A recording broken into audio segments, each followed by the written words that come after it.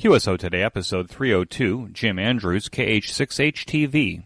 This episode of QSO Today is sponsored by ICOM America, makers of the finest HF, VHF, and UHF transceivers and accessories for the radio amateur, reminding you to check out their new IC705 all-band portable transceiver. More on this later. And by QRP Labs, makers of the popular QCX kit transceiver and a whole host of parts and kits for the ham radio builder. My thanks to both ICOM America and QRP Labs for sponsoring the QSO Today podcast. The QSO Today Virtual Ham Radio Expo now has an official date of August 8th and 9th. We are building this international ham radio convention on a virtual platform never used before in the amateur radio community. It will provide the best user experience to bring together ham radio exhibitors, vendors, and almost 40 speakers and 5 subject tracks, with you, the attendees. It will be the closest thing to a full-blown ham radio convention as the real thing, but in an online and virtual environment available from anywhere in the world. As a groundbreaking first in the ham radio community, I need your help by going to the QSO Today Virtual Ham Radio Expo website and to make a free registration to the conference. You can connect to this website by clicking on the Expo button on the QSO Today homepage menu or clicking on the banner below ICOM's ad in this week's show notes page. The breaking news is ICOM America has agreed to be the platinum sponsor of the QSO Today Virtual Ham Radio Expo. I appreciate ICOM's willingness to break new ground with us at QSO Today to bring you the first and best virtual ham radio convention. If you want to be an exhibitor at the Expo, there is an exhibitor menu item at the new website. Welcome to the QSO Today podcast. I'm Eric Guth, 4Z1UG, your host. My guest today is Jim Andrews, KH6HTV, who has spent a life in amateur radio and technology. He is known for his contributions to amateur radio digital television and the use of this technology supporting emergency communications in and around Boulder, Colorado. KH6HTV shares his ham radio story in this QSO Today. KH6HTV, this is Eric, 4Z1UG. Are you there, Jim? Yes, I'm here. Jim, thanks for joining me on the QSO Today podcast. Can we start at the beginning of your ham radio story? When and how did it start for you? It probably wasn't ham radio originally. It was just as a young boy getting interested in radio. I'll be getting a first crystal radio and being fascinated by the fact that, I could actually hear something from that wire. Probably about the time I was in the 8th grade was about the time I got interested in that and decided I wanted to build a radio. The only ham connection was there was a couple of hams lived in the neighborhood, and they didn't really give me a lot of help, but the one fellow did point me in the direction of where I could buy a kit to build a 5-tube shortwave radio, vacuum tubes. This was early 1950s. So I worked the whole summer picking vegetables in truck gardens. I grew up in Kansas City, Kansas, on the outskirts suburbs, so there were some farms in the area. And spent a whole summer working to earn enough money to buy that kit, build it. Naturally, it didn't work, and the local ham did fix it and got it working for me. But at that point, that was the extent of the interaction with ham radio, I would say. But I became fascinated in why radios worked, and that really set my whole life career, because at that point I then got focused on studying science and going to school, University of Kansas, and getting an engineering degree. And the ham radio connection really happened in graduate school. So my professor for electrical engineering, Dr. Norris Nauman, was an avid ham. His call was W6 ETK, Echo Tango Kilowatt. And another graduate student that also had a lot of influence was Bill McKay, K0RZ. Anyway, Norris fixed me up with my first rig and encouraged me to get the novice license. My call then was WN0NHD. and Norris loaned me a crystal-controlled CW 40-meter only transmitter that he had built from an Arc 5 World War II surplus and a receiver. And to be perfectly honest, I had very little success with it, and it was pretty discouraging because the only contacts I was ever to make with that thing during the whole year I had the novice license was across town with Norris. But anyway, Bill McKay, he was always into the latest technology of satellites and everything else, even in the 1960s. And he was really my role model, what I always aspired to try to have the same kind of equipment that Bill had. Anyway, so really, I really got into it by 1965 while I was working on master's degree and went on to continue to get a doctorate degree in electrical engineering. Why did you aspire to be a PhD in electronic engineering? Did you want to take an academic role or business? No, it wasn't an academic role at all interested. I always was fascinated with radios, and I had said, it wasn't radios from an amateur radio point of view at that point, but it was just fascinated with radios. And I wanted to be able to design electronics, not go out and be a salesman, not be a repair tech or anything like that, but I aspired to be able to design stuff. So that, by the time I finished my bachelor's degree, I said, I haven't learned enough. I can't design something. So I went on to get the master's degree. And actually my real goal was to go to Bell Labs, but that didn't materialize.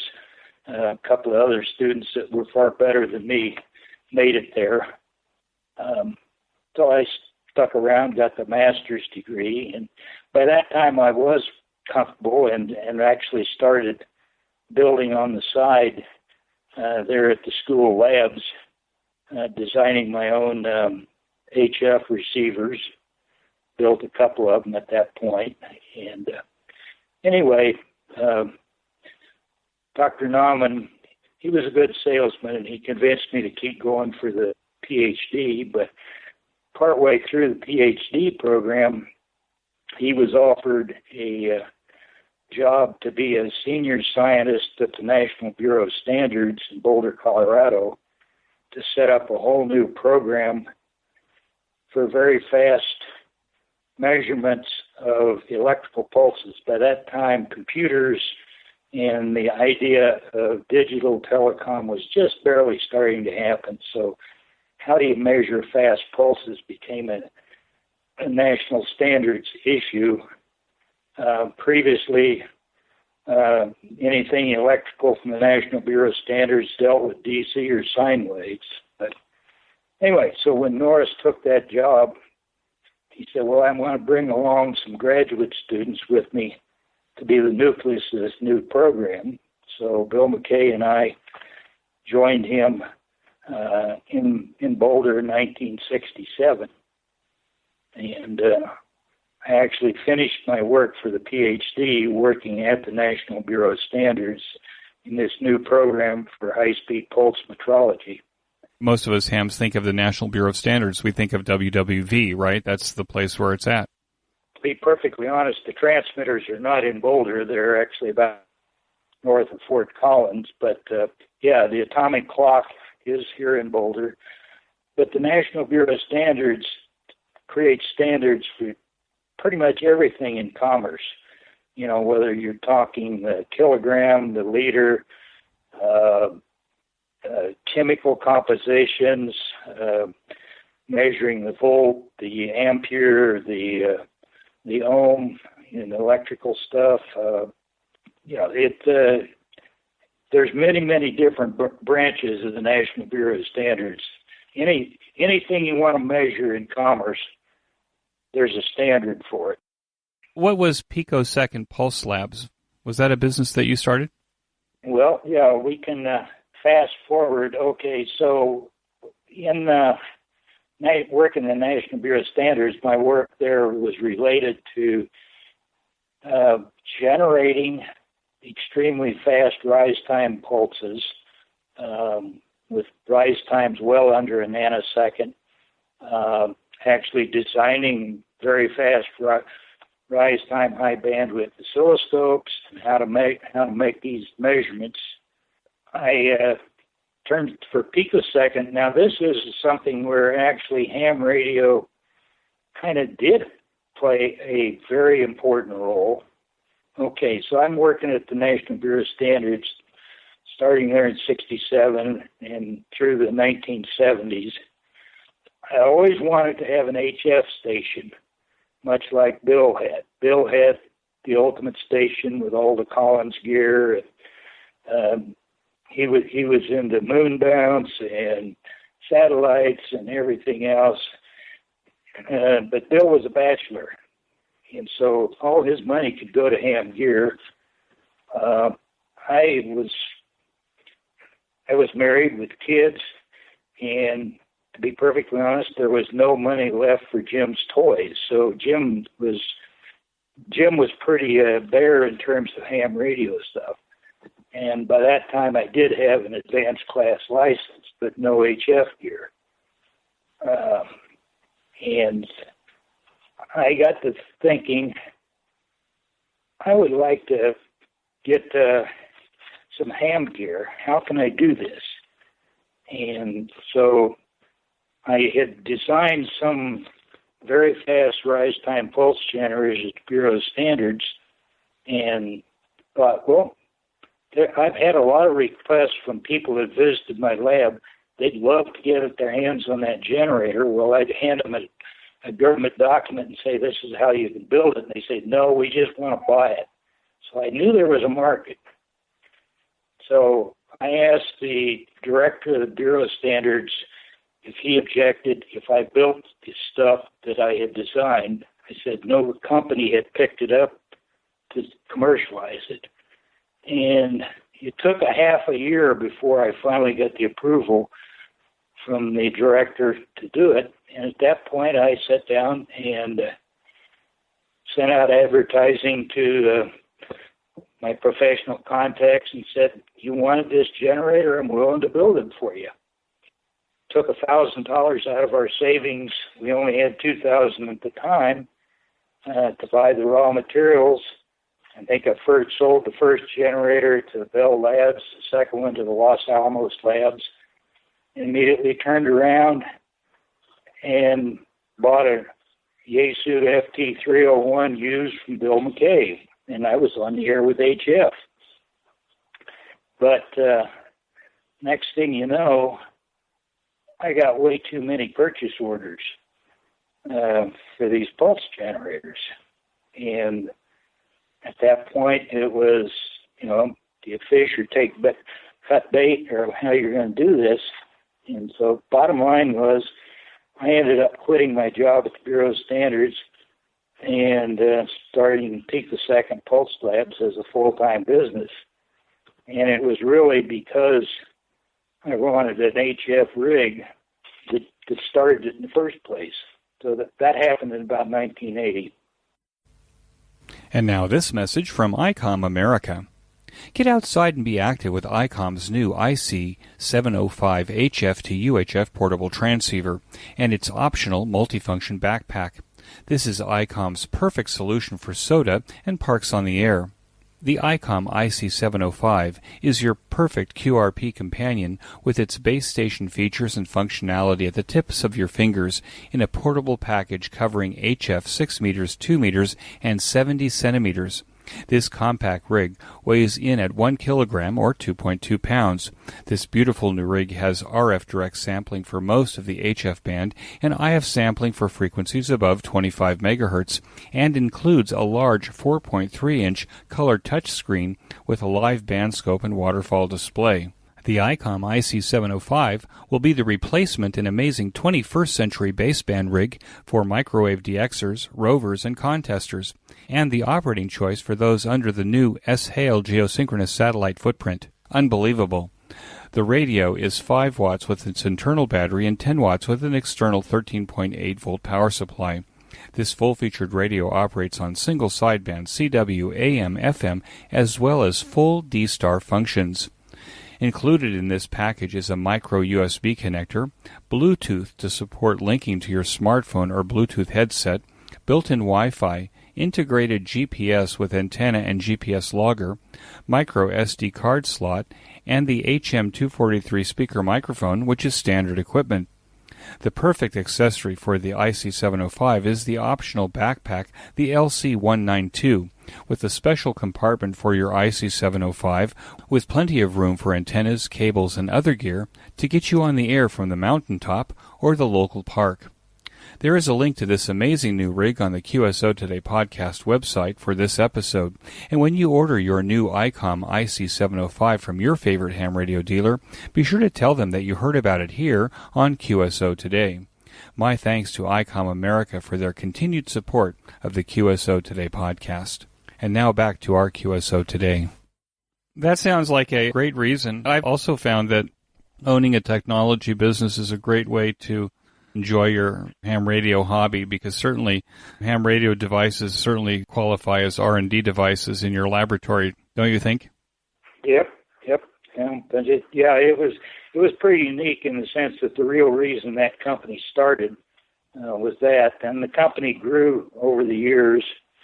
I ran it for about 20 years, and by the late 90s, it really started to grow dramatically, because we were making products that fed into the fiber optic telecommunications industry. The company eventually peaked out at about 140 employees. The company eventually was sold, 2014. Tektronix ended up purchasing the company.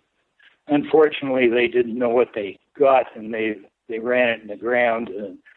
Our products no longer even exist, but I don't think Tech knew how to build them once they bought it. But that's another story. Sorry for the sour grapes there. Yeah, on the one hand. On the other hand, what you're displaying, there's perhaps this myth that permeates American culture, probably Western culture, and that is that a lot of businesses are overnight successes rather than being the 16-hour days over accumulated years in order for those businesses to become a success. So my hat's off to you there, Jim, that you actually built a business over a long period of time, and it was by doing it one brick at a time, wouldn't you think?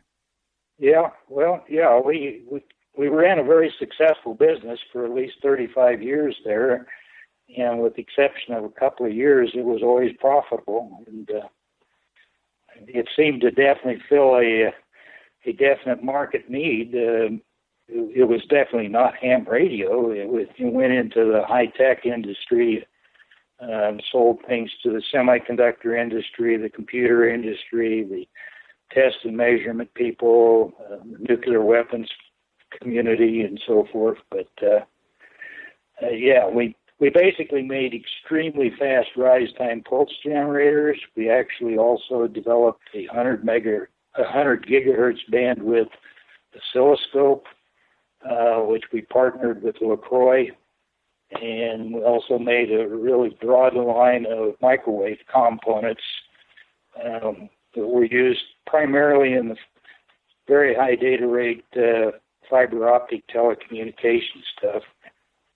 I think our crowning glory at the end was a pulse and pattern generator for testing digital equipment that ran at 40 gigabits a second, and also had an complementary error detector. To be perfectly honest, it was something I would never be able to afford to buy, because if you bought the whole system there, it was about a $500,000 price tag. So let me ask you, Jim, now you've had this business for quite a while. Over the course of owning that business, did you also acquire some more HF gear in order to build out your ham station? The ham radio kind of took a back seat for the first 10 years. And to be perfectly honest, I haven't really gotten into HF much until once I really retired. I retired about 20 years ago now, and turned over the business to my son, oldest son at that point. But really my major love in ham radio has not been HF at all. It was actually television. So before we go there, because I have a whole bunch of questions about that, why do you have a KH6 call sign and you live in Colorado? KH6 is reserved usually for Hawaii. So how did you come by the KH6 call sign? You got it. You can't get a KH6 unless you actually are in Hawaii. And so my middle son, after college, became a scuba instructor and moved to the island of Maui in Hawaii in the mid-90s. And so that planted the seed for Hawaii. After we retired, Janet and I, we bought a condo on the island of Maui, same island where Steve lived, and we became snowbirds. For every winter, we spent half a year in Hawaii. I definitely, by that time, was definitely into HF. My call sign at the time was WA0NHD. And I tell you, if you're sitting out in the middle of the Pacific Ocean and you call CQ, WA0NHD, and I even added the /KH6, other hams, all they heard was the WA0. They never bothered to listen for the KH6, and they just kept tuning on. And so I just was not getting calls, not getting answers to CQs. So I said, okay, well, I own property in Hawaii. I'm living here half the year. I'm going to apply for the KH6 call. And it was a vanity call. I really wanted KH6HTV, but a ham in Honolulu already had that call, so I went for HTV to stand for either Hawaii television or high-definition television. And to be perfectly honest, the HF contacts went up exponentially the minute I started calling CQ with KH6. So that's why the KH6. Now, what was your operating mode there in Hawaii on HF? Well, it would either be a single sideband or actually my most favorite mode and the one that worked best was PSK31 because I had a low-powered station and not... And actually, I had to have an invisible antenna in the condo I lived in. So the PSK31 worked far better. And to be perfectly honest, I hated Morse code. That was a big barrier for me and many other people. And I was thrilled when the FCC got rid of Morse code. Yeah, and still today, I think my favorite mode is PSK31. And why PSK31 and maybe not Olivia or FT8 or something like that? Well, I can tell you FT8 is only good if all you're after is collecting contacts. There's no conversation at all involved in the FT8. And I guess I'm a rag chewer. If I get on PSK31, I'll sometimes carry on a conversation for over an hour with another ham on the keyboard. It's a social mode. FT8 is not social. And the Olivia and some of those other modes, to be perfectly honest, they're kind of weird modes. And in terms of the probability of establishing a contact, there's more people using PSK31 than any of the other digital modes, not counting FT8. Yeah, it's easier to make a contact with the PSK31. Now, when we were setting up to have this conversation, you said that you have a Dell computer connected to an IC7300. Is that your PSK31 station? That's it, yep. And I also do a lot of slow scan TV with that also, with that same setup. It's very easy. You know, that I really love that 7300. It was so darn easy to interface it because it already... You know, you just plug a USB cable between the two and you're pretty much ready to go. That's pretty amazing. Okay, so let's talk about television. Why is television, amateur television, interesting, and how did you get involved in it? Well, I guess that goes back to probably the early 70s when I moved to Boulder, I joined a group called the Rocky Mountain VHF Society. It was people primarily interested in 2 meters and above. One of the hams in the group discovered a source of some surplus TV cameras. It was an early day camcorder. A company out of Austria had tried to make a consumer grade videotape recorder, and they had a camera with it. Ham ended up getting a dozen or so of these cameras dirt cheap, and that kind of trickled the interest in a bunch of us here locally. So we started doing television, and to be perfectly honest, our first TV transmitters were old 70-centimeter Motorola taxicab radios. I think they had a 2C39 tube in them. Even to this day, I had the most television power of any, because I think that thing put out maybe 50 or 100 watts. We grid modulated them, only black and white. We were able to get on the air. Unfortunately, with TV transmission, it's pretty much 100% duty cycle. When somebody starts transmitting, they keep transmitting. Those old taxicab radios were not designed for that. I put a big blower on it, but eventually my 2C39 totally melted down. It was amazing how the package just sucked in on itself. I ended up with designing my own TV transmitter after that with a solid state. And it was only 1 watt versus my 50 or 100 watts. But anyway, it was something that got us started in the mid-'70s playing with television, and I've been doing it ever since. We actually put together a TV repeater here in Boulder in the late 70s also. So, Jim, let's go back here. Now, are you talking slow scan television in the 70s with these cameras, or are you talking fast scan? This is fast scan, live television. Those days it was black and white, but live scanned TV with audio. Now, were you using NTSC or something like that? Did you have a video carrier with an audio carrier offset? It's exactly like commercial television. Commercial television is basically, commercial analog television was basically analog AM modulation with a FM audio subcarrier that was 4.5 megahertz above the video carrier. But it's strict. It was live fast scan TV, not slow scan. So you're getting live images. So you could use a television with a UHF tuner, perhaps, to even look at like a black and white television. Yeah, to look at your images.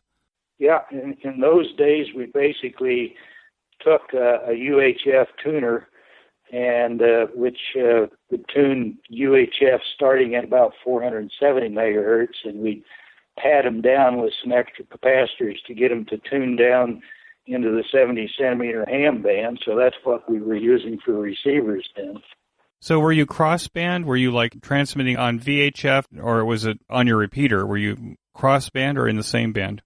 Okay, the repeaters, and actually if you go into the ARL band plan for the 70-centimeter band and look carefully, they suggest that the 439.25 megahertz be used as the input to a TV repeater, and 421.25 megahertz be used as the output for a TV repeater. And that's been in the ARL band plan for many, many, many years. We're talking 6 megahertz channels. The frequency is the video carrier, and that's 1.25 megahertz above the lower channel edge. And those actually, it turns out, on more modern TV sets, those in fact are cable channels 57 and channel 60. So there's nothing you had to do anymore with a modern TV set. You just tune it to those channels, Bingo, there's your picture. Hey, this is Eric for just another short break. One of my favorite ham radio podcasts is the Ham Radio Workbench podcast, hosted by George, KJ6VU, my guest in episode 232, and Jeremy, KF7IJZ. George and Jeremy take a bi-weekly deep dive into their favorite ham radio workbench projects and the technologies that fascinate them. If you want to be a ham radio builder or just be inspired, click on the link in this week's show notes page. Now, how prolific were amateur analog television repeaters in those days? Were you pioneers there in Colorado, and was it happening anyplace else? Well, yeah, it's been happening elsewhere. And to be perfectly honest, there has been a decline in the number of TV repeaters. And unfortunately, the ARL even no longer lists it in the repeater directory, but for many years there was a section that listed television repeaters. And I think at one time they never came up anywhere near the number of FM voice repeaters that there are, which seems like every town and every club has at least one voice repeater. But at one point there might have been 200 or 300 television repeaters throughout the U.S. And actually, a year and a half ago, when we realized that the ARL had dropped listing those in the repeater handbook, another ham back in Ohio and we undertook the project to create a new repeater directory. And we did a survey, and at this point, we've identified, I think, about 40 active television repeaters in the United States. So it's a pretty small lunatic fringe of the hobby, I guess, in that regard. So when you say lunatic fringe, I'm curious. I know nothing about amateur television. I remember the robot slow-skin appliances that connected to HF rigs in the early 70s, but I honestly haven't followed amateur television throughout the almost 50 years that I've been a ham. So let me ask, how are these conversations made? Are they push to talk, release to listen, so that when you push to talk, you're on camera or your image is on camera, and then when you release, somebody else does the same thing? Yeah, we typically, for example, here in Boulder, we have 2 weekly nets.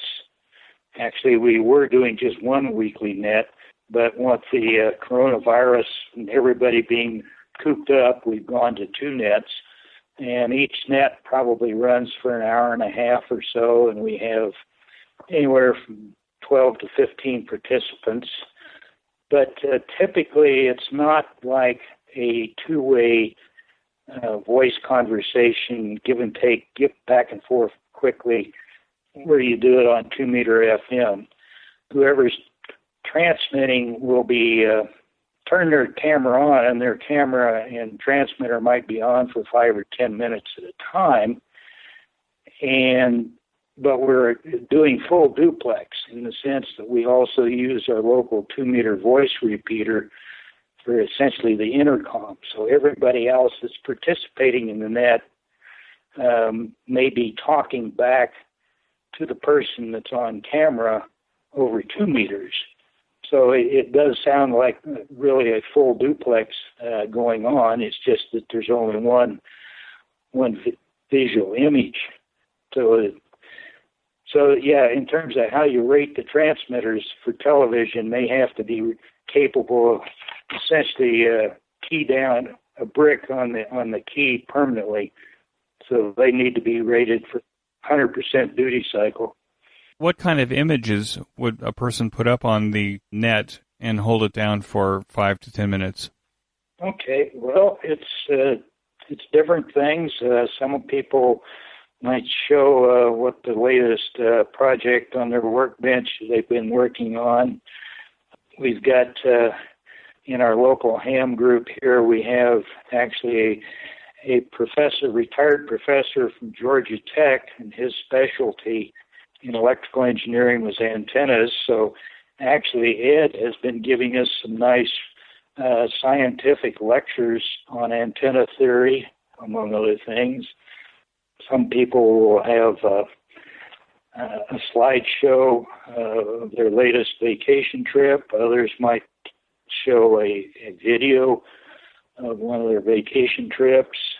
So because this is fast scan television, it's kind of like sharing YouTube videos, but you're doing it over the air.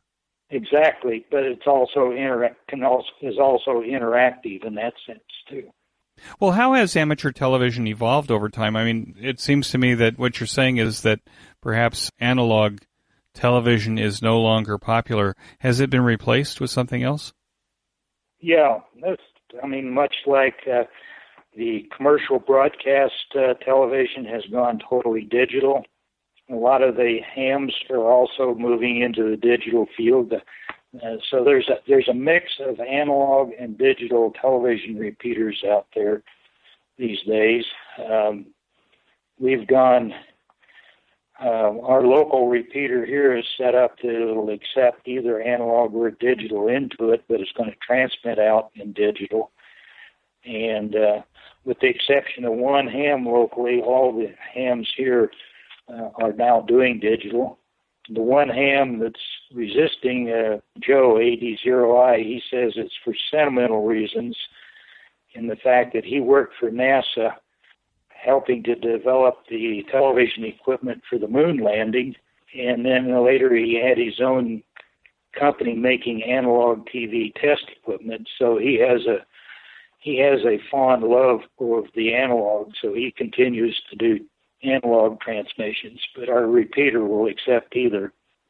Well, one of the reasons that we're talking, Jim, is I actually saw your article that you published in QST magazine about building a digital television repeater. I have a fair amount of experience building FM repeaters for amateur radio, and I even did it commercially for a while. It seems to me that your digital repeater is a lot less complicated than even the analog FM repeaters that we've built in the past. What is it about the digital technology that makes that so simple? And where are you sourcing the various components that you're using in order to make the various stages of that repeater? All right. Well, there was one company in Taiwan that's probably the premier supplier for most of the hams, at least in the United States, that are doing digital television. And actually, I might add as an aside, the kind of modulation we're using is not the modulation that's used by the United States commercial broadcast, which is called ATSC. We are actually using the European standard for digital television broadcast, which is called DVB-T. That's Digital Video Broadcast, and the -T stands for terrestrial. There was a couple reasons.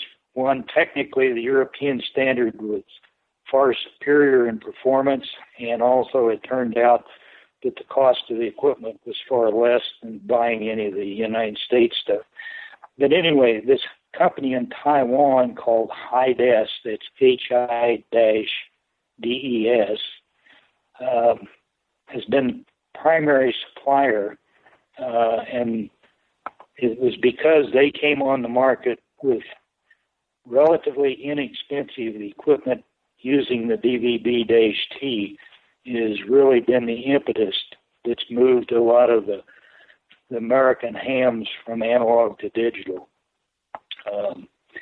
So you can buy a modulator from them that will cost in the order of about $300, and that will basically take an HDMI input from a camera or your computer or your DVD player, and has all the computer power to process it and put it in the right format, and has a frequency synthesizer in it, and will come out on any frequency, literally anywhere from 50 megahertz to 2.5 gigahertz. So it will cover a huge number of ham bands, and that's for $300. So you don't get a lot of power out of that. You get about a milliwatt out of that modulator, but then you need to amplify it. But that's probably the key component to being able to create the signal. And then to receive it, anywhere from $10 on up. Some people have been using these little USB TV tuner dongles that people are doing for El Cheapo SDR radios.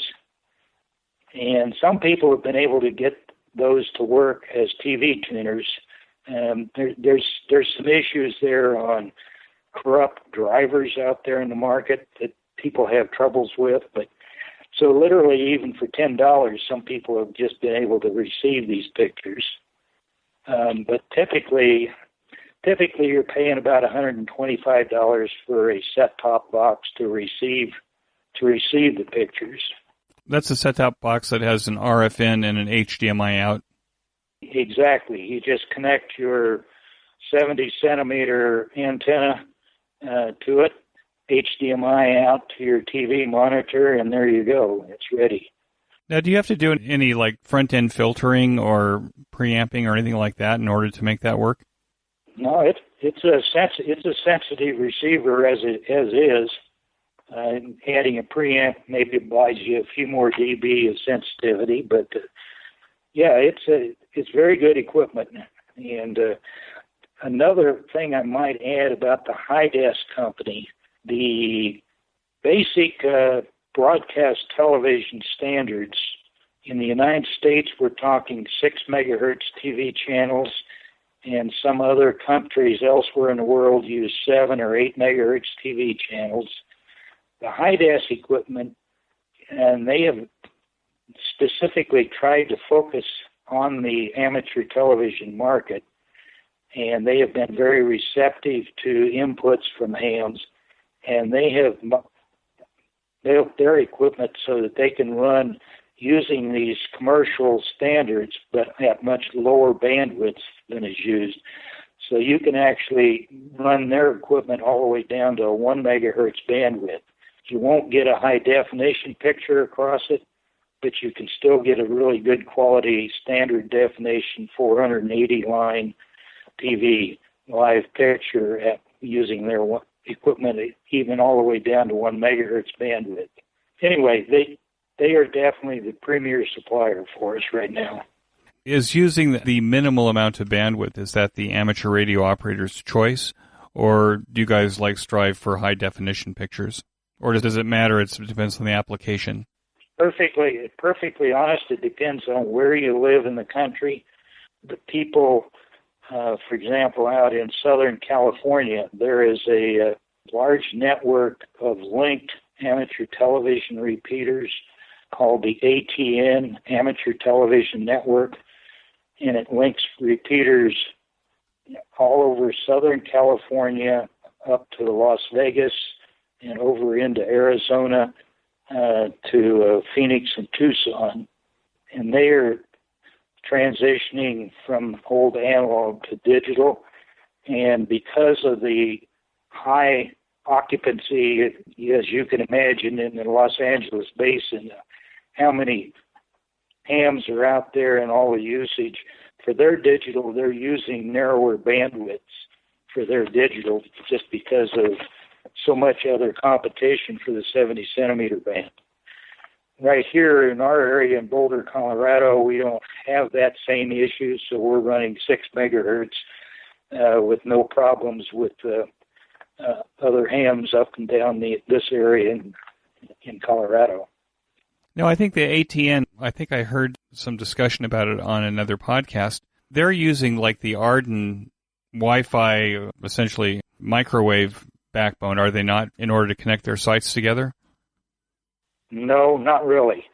They're using, most of their backbone is using analog FM television on microwaves, either in the 3 and 5 gigahertz bands. Equipment that's left over from the olden days when television stations would actually connect with the microwave, or are they using this equipment in the amateur band?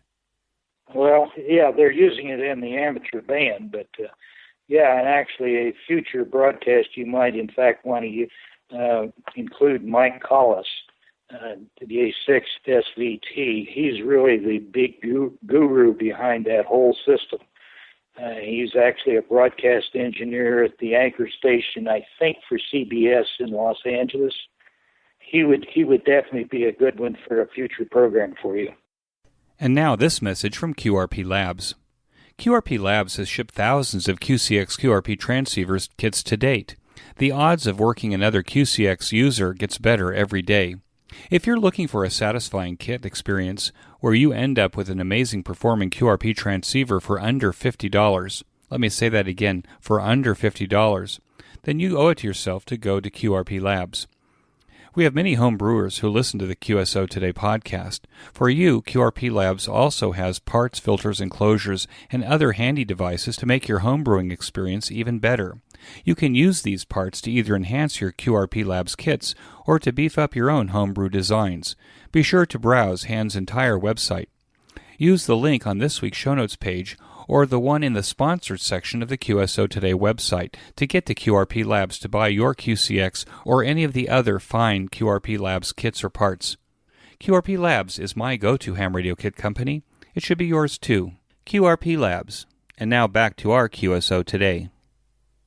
The advantage of, perhaps, is the way that you're doing it. Are you also encoding into IP so that you can connect to the Internet and use the Internet to link to other digital amateur repeaters? Okay, well, actually, what is actually transpiring would be very similar to YouTube or what have you. But probably the biggest hotbed of television activity, and especially digital television activity, is actually not here in the U.S., but it's in England. In the British Amateur Television Club, BATC, they have a server dedicated for streaming amateur television repeaters. So you can go there to their website, and there will be at least 24 television repeaters that will be active that you can click on at that point.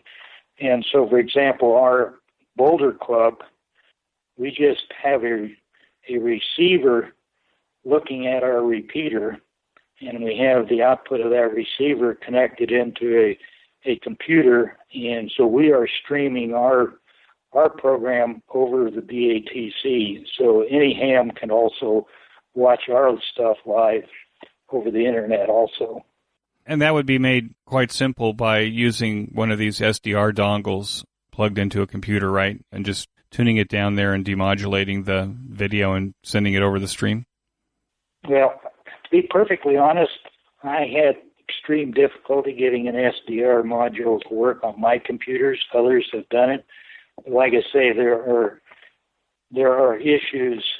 There's a lot of bogus drivers out there for those SDR dongles. So some hams have been able to get them to work, others don't. What I've actually got is just a little dongle that takes analog audio and video and plugs it in as a USB into the computer, and that's my interface. So I'm just taking an analog audio video from one of my receivers and doing it that way. But some people have got the SDRs to work. I didn't. That means that you could take, for example, the converter box that you were talking about earlier, take the HDMI out and put it into like a HDMI capture card on a PC. Exactly. I see. Okay. And some of the receivers will have both analog and digital outputs. You know, they'll have the old yellow, red, and white RCA connectors along with the HDMI coming out of them. Now, it's my understanding that, based on what I've been reading, that your Boulder Amateur Radio Club, your amateur television club, also supplies services to the emergency responders there in your area. How does that work? Okay, well, actually, that's probably been the biggest application of television around for us. And for us, that dates back about 30 years. I had mentioned my friend Bill McKay. After he left Bureau Standards, he became the Director of Communications and Computer Systems for the Boulder Sheriff's Department for many years.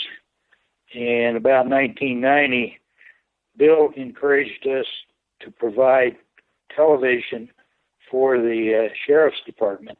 And as a result, they provided a repeater site for us and so forth. And so we've had a really active involvement. The ARES group here in Boulder, we call it BCARES, for Boulder County ARES. And it's turned out that's actually the number one service that we get requested for quite a few times a year. It's basically we provide TV coverage to send pictures back to the Emergency Operations Center or a mobile incident command post for things like forest fires, floods. We got a big university here, the University of Colorado. In years past, we've had some student riots. We've had visits of big dignitaries on campus for political purposes where we've needed a lot of extra security. The home football games, we have provided TV coverage in the stadium to the University of Colorado Police Department for every football game for the last 25 years. So you guys are busy. You guys are busy like every week. Not every week. Well, not recently, but when you're not locked down, you guys are really busy. Yeah, let's say definitely several times a year there'll be something big that the police and sheriff or fire will ask for. Probably the most hair-raising part that I participated in was we actually also, a small group of us, been working with the sheriff's SWAT team. And so we've actually go out on SWAT operations and provide them with video coverage. I did that for about 18 years until I got too old for it. It gets the heart pumping there. Yep. The group has definitely had the taste of tear gas and so forth over the years on some of their operations. Probably our biggest activity was we had a major forest fire here about 10 years ago that consumed, I think we lost about 7,000 or 8,000 acres of forest land, and 160 homes were burned down.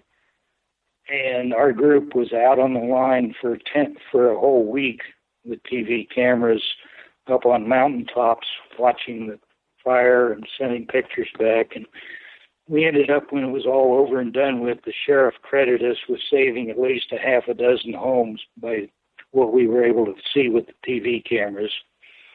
Jim, why couldn't the local emergency service, like the Sheriff's Department, why couldn't the Sheriff's Department or the County of Boulder, why couldn't they do that themselves? Why would they rely upon amateur radio operators? Well, to be perfectly honest, I would say our importance is decreasing today. Now the fact that everybody carries essentially a TV camera and a transmitter in their cell phone.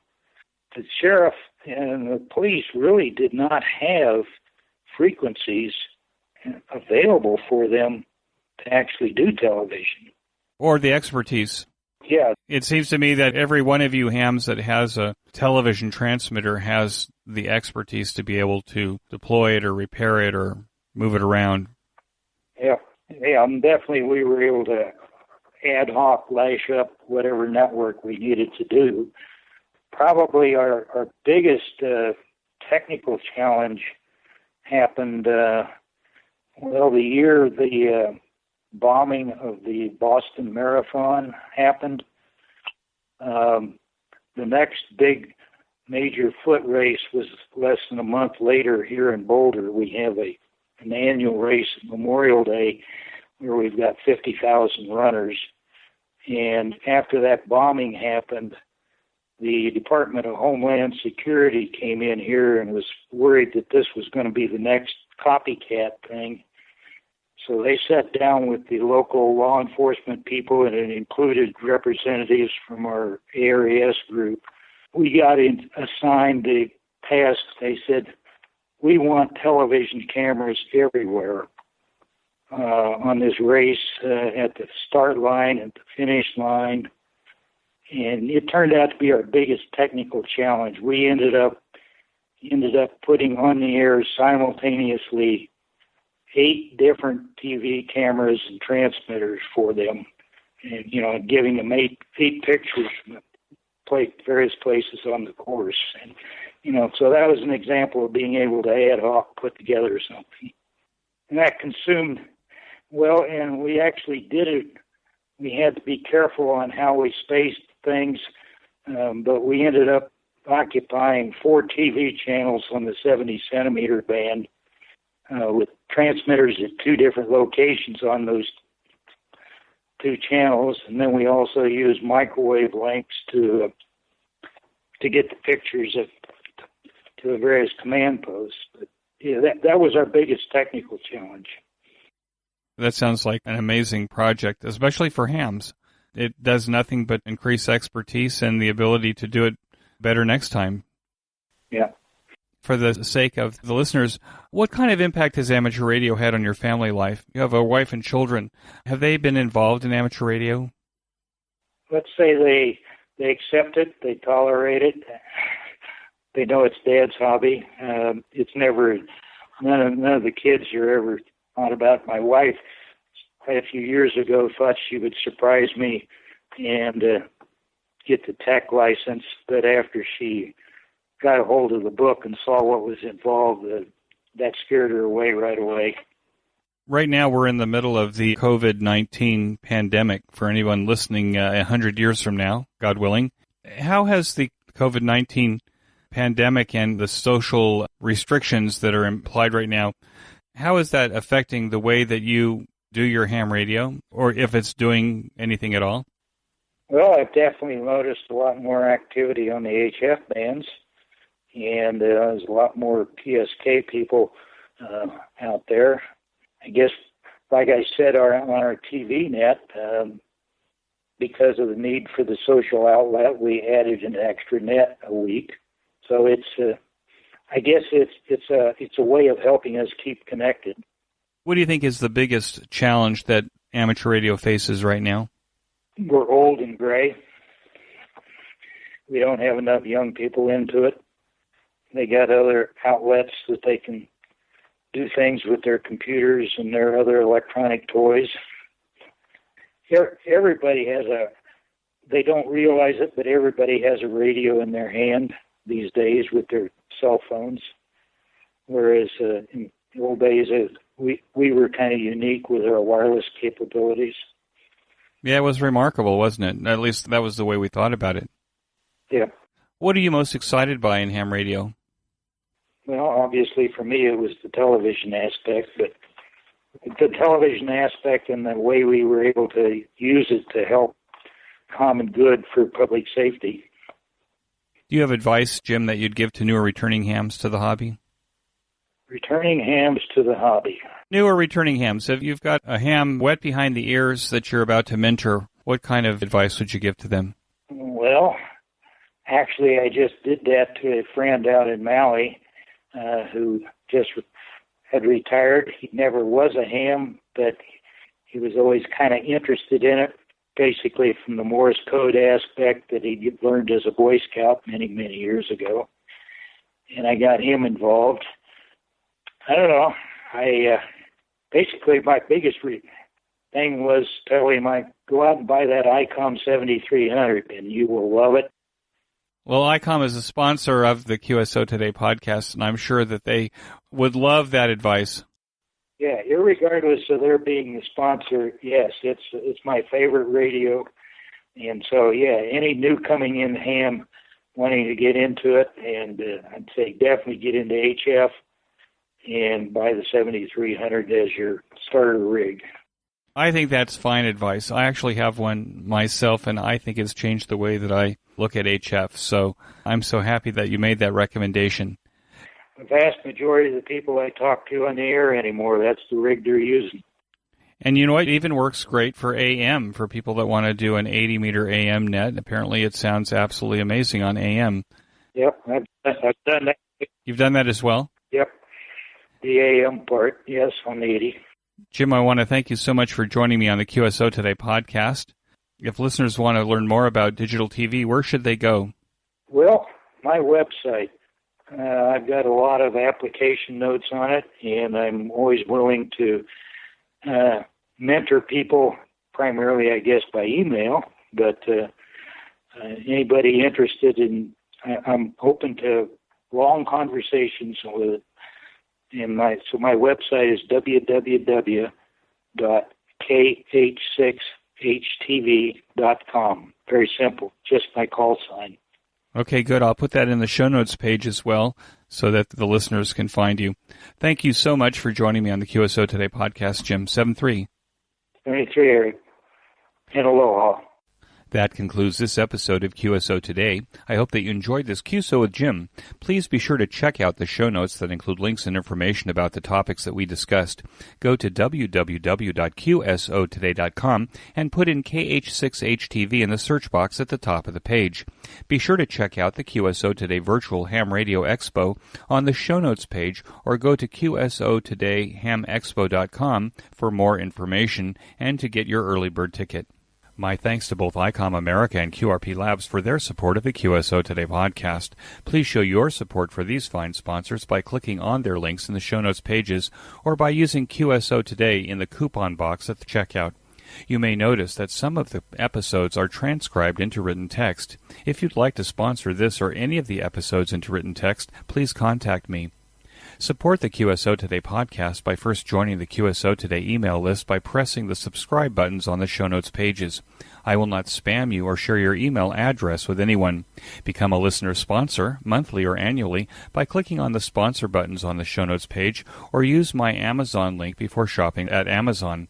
Amazon gives me a small commission on your purchases while at the same time protecting your privacy. I'm grateful for any way that you show appreciation and support. It makes a big difference as I head towards episode 300. QSO Today is now available on iHeartRadio and a bunch of other online audio services, including the iTunes Store. Look on the right side of the show notes pages for a listing of these services. You can use Amazon Echo and say, "Alicia, play the QSO Today podcast from TuneIn." Special thanks to Ben Bresky, who now edits the audio for this QSO Today podcast from the audio pieces that I give him. Until next time, this is Eric 4Z1UG 73. The QSO Today podcast is a product of KEG Media Inc., who is solely responsible for its content.